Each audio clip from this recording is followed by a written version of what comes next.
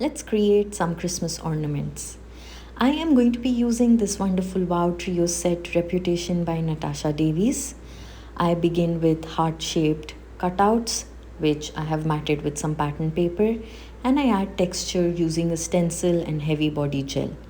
I sprinkle the embossing powder onto the wet texture and then heat emboss that for golden little specks in my background. I next heat emboss some chipboard elements using all the three colors in the trio set, and along with that I fussy cut some elements using the Craft O'Clock Warm and Peaceful Christmas extra elements. I glue all of these down to my hearts to create a nice little composition and finish them with white splatter. I add string to each of these hearts so they can be hung anywhere around the house or on my tree. That's it for now. Hope you enjoyed that.